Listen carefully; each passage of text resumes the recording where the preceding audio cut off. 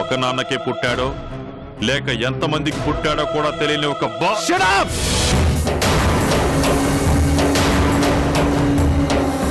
నాకర్థమైంది శ్రీధర్ గారు. మీరు వాళ్ళ విషయంలో ఏం టెన్షన్ పెట్టుకోకండి. వాళ్ళు మీ జోలికి రాకుండా నేను చూసుకుంటాను. అలాగేనండి, ఉంటాను. నువ్వు బాగా క్లియర్గా అబ్జర్వ్ చేసి చూడు. ఆ చిన్నాలో రాజా పోలికలు చాలా కనిపిస్తాయి. నాశనం అయిపోతావు.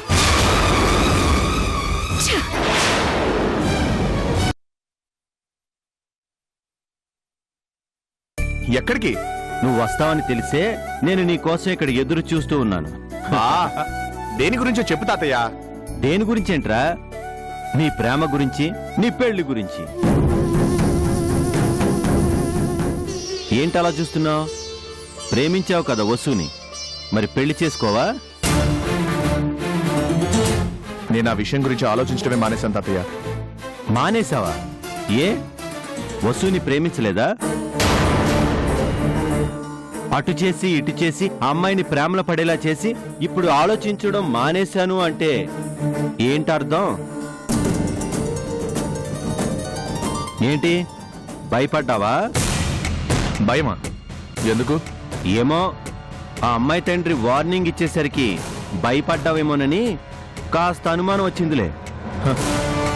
నేనెవ్వరికి భయపడే మనిషిని కాదు. మరి అమ్మా నాన్న లేనివాణ్ణి కదా, ఏ మొహం పెట్టుకుని అడగను? అసలు అడగడానికి నాకే అర్హత ఉందని. చిన్నప్పటి నుంచి నేను ఏది అడిగినా అనాథ వెదవా పోరా అవతలికి అనేవాళ్ళు తాతయ్య.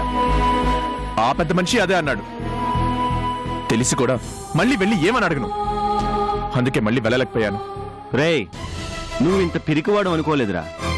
నీ ప్రతాపం చూసి నువ్వేదో గొప్ప ధైర్యవంతుడివి, ప్రేమించిన అమ్మాయి కోసం ఎంతకైనా తెగించే గొప్పవాడు అనుకున్నాను, కానీ ఇలా మాట్లాడుతావు అనుకోలేదు మనవడా.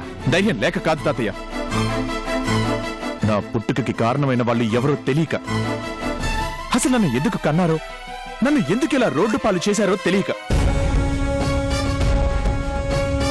ఎరా చిన్న, ఎంతసేపు వాళ్ళని తిట్టుకోవడం తప్ప వాళ్ళ గురించి నువ్వు కొంచెమైనా ఆలోచించావా? ప్రపంచంలో ఏ తల్లి తన కొడుకుని వదులుకోదురా. నీ తల్లి నీకు దూరమైందంటే ఆవిడ ఏ పరిస్థితిలో దూరమైందో ఆలోచించావా? కనీసం వాళ్ళ గురించి నువ్వైనా ఎంక్వైరీ చేశావా? నవమాసాలు మోసిన కన్న తల్లి బిడ్డకి దూరమైతే ఆవిడ ఎంత తల్లడిల్లిపోతుందో, కన్నీరు మున్నీరుగా ఎంత ఏడుస్తుందో ఒక్కసారైనా నువ్వు ఆలోచించావా? నువ్వు ఆ తల్లికి దూరం కావడానికి ఏ కారణాలున్నాయో ఎవరికి తెలుసు? ఎంతసేపు నీకు జరిగిన అన్యాయం గురించి మాట్లాడుతున్నావు, కానీ బిడ్డని పోగొట్టుకున్న ఆ తల్లిదండ్రుల గురించి నువ్వెందుకు ఆలోచించవరా? చిన్నతనంలో అంటే నీకు ప్రపంచం తెలీదు, కానీ ఇప్పుడు నీకు ప్రపంచం అంటే ఏంటో తెలుసు. మంచేదో చెడేదో తెలుసు. ధైర్యం ఉంది, తెగింపు ఉంది. చేజారిపోయిన మీ అమ్మని నువ్వెందుకు వెతకలేవు? ఎందుకు నీ పుట్టుక మూలాల గురించి ఆరా తీసే ప్రయత్నం చేయవు? అన్యాయం జరిగిందని ఏడ్చేవాడు అసమర్థుడు చిన్న. ఓటమిని మర్చిపోయి గెలుపు కోసం పోరాడేవాడే యోధుడు. నువ్వు యోధుడివి కావాలి. వెళ్ళు, వెళ్ళి నీ తల్లిదండ్రులెవరో, ఎందుకు వాళ్ళకి నువ్వు దూరం అయ్యావో నీ అంతట నువ్వే తెలుసుకో. వెళ్ళు.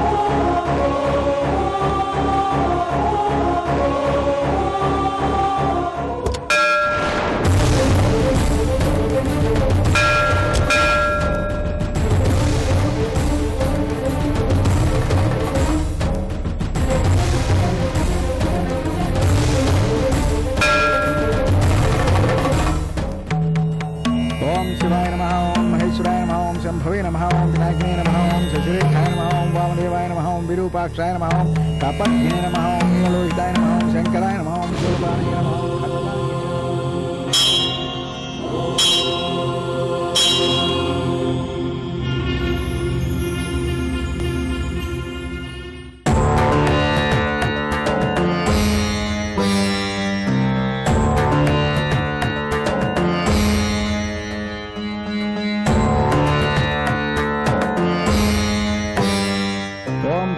ओम सर्वाय नमः ओम त्रिलोकेशाय नमः ओम श्रीकंठाय नमः ओम शिवप्रियाय नमः ओम उग्राय नमः ओम कपालिने नमः कामालये नमः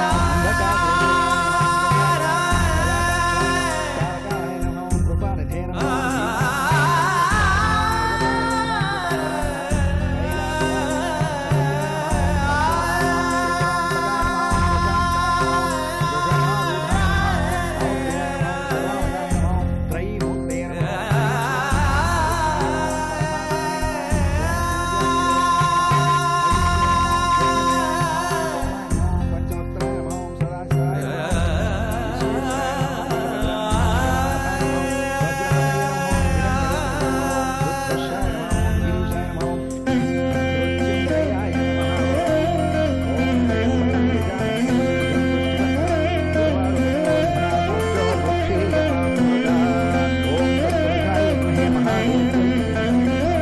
తీర్థం తీసుకొని ఆయన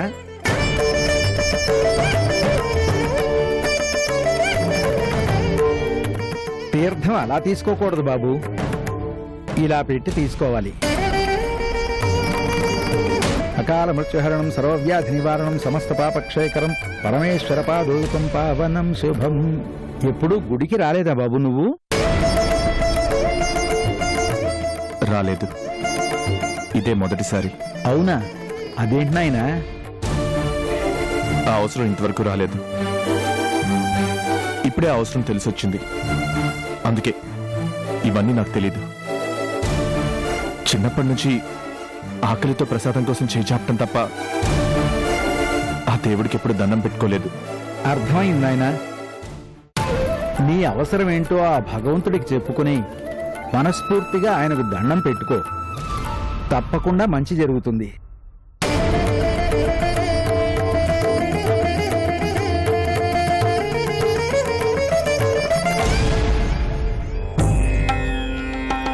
చిన్నప్పటి నుంచి ఎప్పుడూ నిన్ను ఇది కావాలి అని నేను కోరుకోలేదు.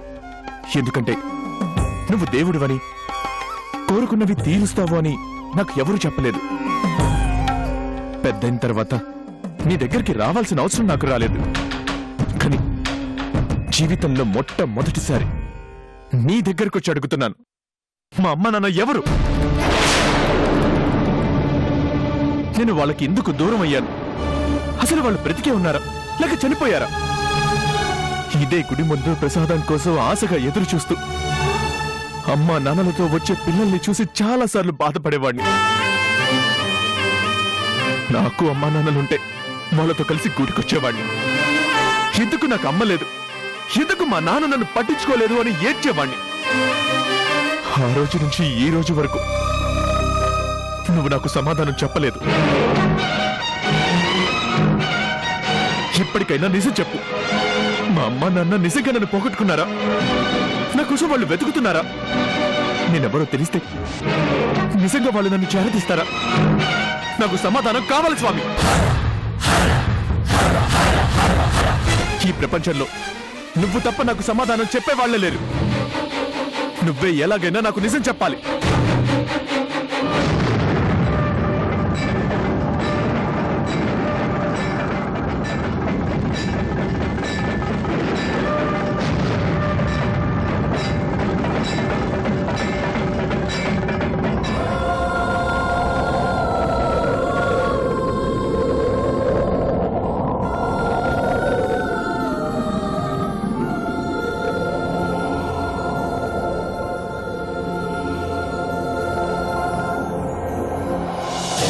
शिवाय हर हर शिवाय हर हर शिवाय ओम नमः शिवाय ओम नमः शिवाय हर हर शिवाय हर हर शिवाय ओम नमः शिवाय ओम नमः शिवाय हर हर शिवाय ओम नमः शिवाय शिव शिव शंभो हर हर शंभो చిన్న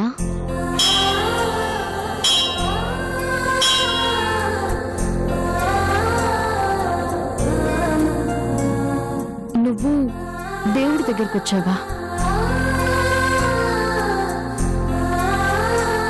అవునమ్మా, రావాల్సి వచ్చింది. ఆ దేవుడు మా అమ్మా నాన్నల జాడు చెబుతాడేమోనని వచ్చానమ్మా.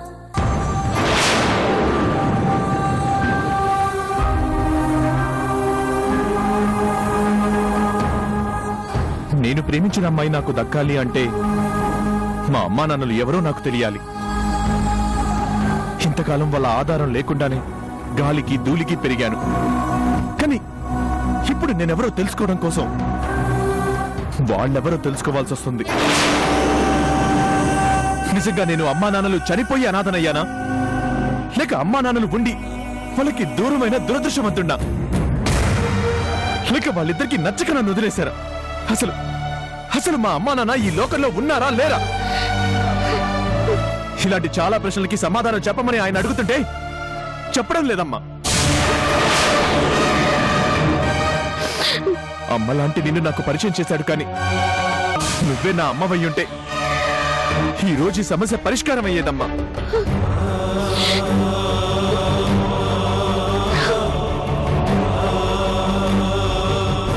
అందరూ ఏదైనా కష్టం వస్తే ఆ దేవుడి దగ్గరకు వచ్చి అడగమంటారు, కానీ నేనెంత అడిగినా ఆయన నోరు తెరవడం లేదు.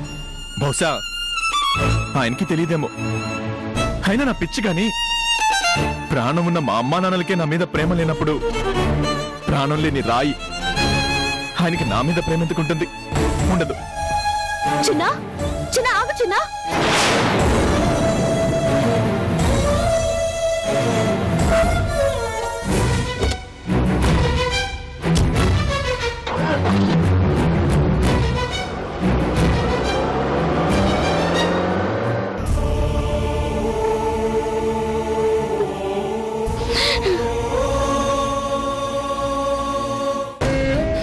స్వామి, ఎదురుగా కన్న తల్లిని పెట్టుకొని మా అమ్మ నన్ను ఎక్కడ అని వాడు అడుగుతున్నాడు. నేనేరా నీ కన్న తల్లిని అని చెప్పుకోలేని దౌర్భాగ్య స్థితిలో నన్ను పడేశావు. కనీసం కనీసం వాడి కన్నీళ్ళని చూసైనా నీ మనసు కరగలేదా? 25 దూరమైనా మా ప్రేమ వాడికి దక్కకపోయినా పర్వాలేదు, కానీ అమ్మా నాన్నల ప్రేమను కూడా అందించగలిగే ఆ వసుని మాత్రం వాడికి దక్కేలా చెయ్యి స్వామి. ఆ అమ్మాయి ప్రేమని వాడికి అందించు స్వామి.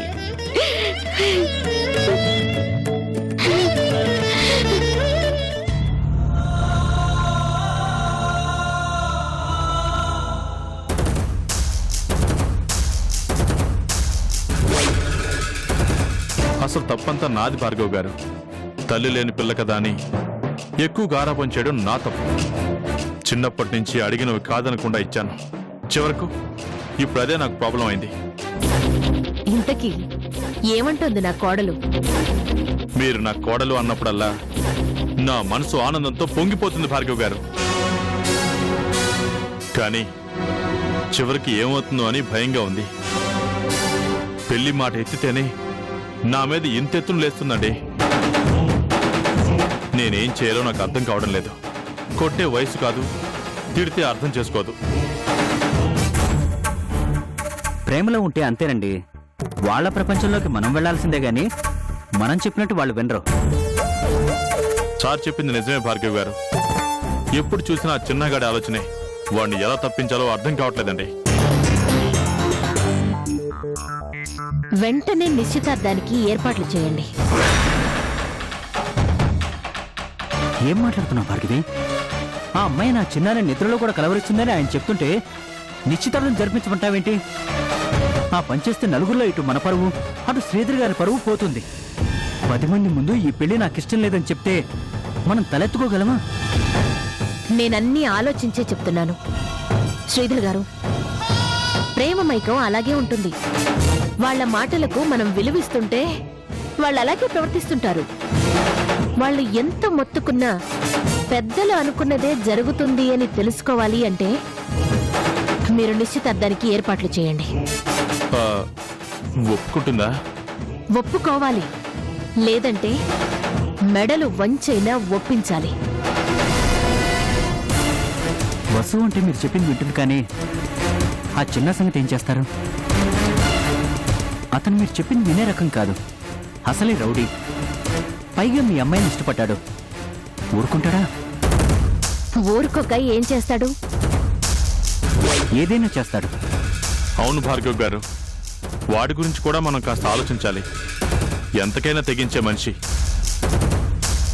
తీరా మనం నిశ్చితార్థం పెట్టుకున్న తర్వాత వచ్చి గొడవ చేశాడంటే మన పరువు పోతుంది.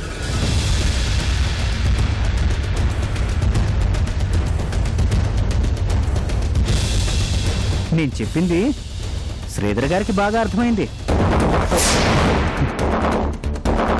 నాకంటే మీకే ఎక్కువ ఇన్ఫ్లుయెన్స్. మీరైతేనే బాగా హ్యాండిల్ చేయగలరు.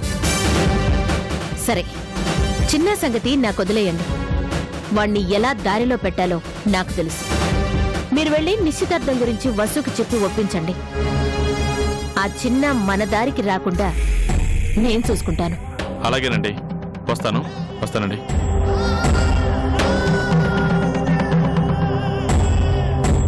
నువ్వు చిన్నను తక్కువగా అంచనా వేస్తున్నావు భార్గవి. లేదు, చిన్ననే నన్ను తక్కువగా అంచనా వేశాడు. వాడికి టైం దగ్గర పడింది.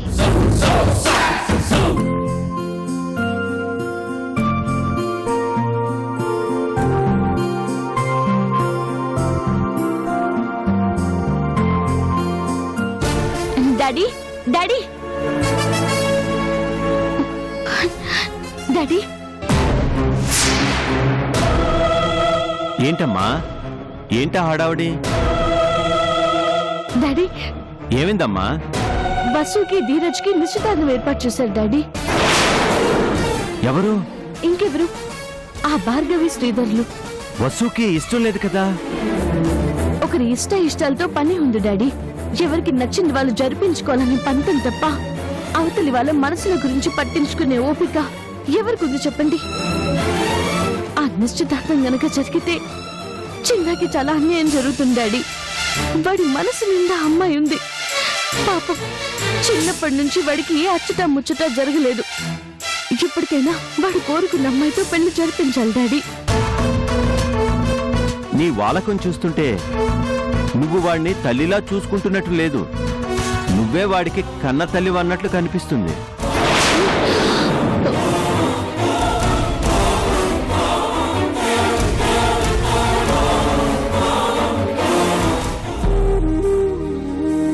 ప్రపంచంలో ఎందులో అయినా కల్తీ ఉంటుందేమో కానీ తల్లి ప్రేమలో మాత్రం కల్తీ ఉండదంటారు. నేను అమ్మలా చూసుకున్నాను అంటే నిజంగా అమ్మలాగే ఫీల్ అవుతున్నాను. నా కొడుకే అనుకుంటున్నాను. అందుకే వాడికి కష్టం వచ్చింది అంటే నేను తట్టుకోలేకపోతున్నాను. సరేనమ్మా, నేనేదో మామూలుగా అన్నానంతే. ప్లీజ్ డాడీ, మీరు ఏదో ఒకటి చేయండి. నన్ను మీరు కూతురు అనుకోబట్టే కదా నా తప్పుల్ని క్షమించి మళ్ళీ నన్ను ఆదరించారు. అలాగే వాణ్ణి మనం ఆదరించాలి డాడీ. మనం కూడా వదిలేస్తే వాడేమైపోతాడు చెప్పండి? పాపం డాడీ. నువ్వేం దిగులు పడకమ్మా. వాళ్ళు నిశ్చితార్థం ఏర్పాటు చేసినా, చివరికి పెళ్లి చేయాలని చూసినా, ఆఖరి నిమిషంలో పెళ్లి పీటల మీద నుంచి వస్తుంది. చిన్నాని పెళ్లి చేసుకుంటుంది. అవతల నిశ్చితార్థం జరుగుతుందని నువ్వు నేను అనుకోవడం కాదు, అసలు మనిషికి తెలియాలి. వాళ్ళ నుంచి సరైన స్పందన రావాలి. దానికి ఒక ఐడియా ఉందమ్మా, ఉండి చెప్తా.